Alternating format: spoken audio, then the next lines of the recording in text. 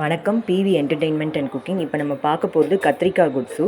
தேவையான பொருட்கள்: கத்திரிக்காய் கட் பண்ணி தண்ணியில் வச்சுக்கோங்க, வெங்காயம், தக்காளி, பச்சை மிளகாய், கருவேப்பிலை, பைத்தம்பருப்பு கழுவி வச்சுருக்கேன் நான்.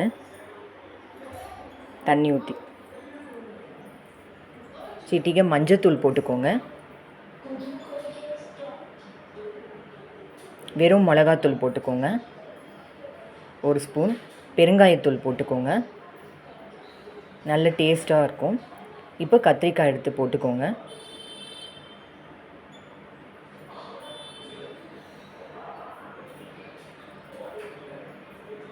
பச்சை மிளகா போட்டுக்கோங்க, 2 பச்சை மிளகா, வெங்காயம், தக்காளி,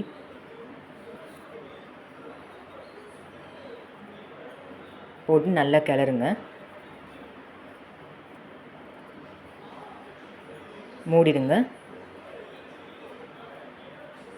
விசில் 3 விசில் வர மாதிரி வச்சுக்கோங்க. விசில் வந்தாச்சு. இப்போ பாருங்கள், எடுத்து பார்க்கலாம். வெந்திருக்கு எல்லாமே. தாளித்த கடுகு, உளுந்து, காஞ்ச மிளகா தாளித்து அதில் நம்ம கொட்டிடணும். கருவேப்பிலை, கொத்தமல்லி,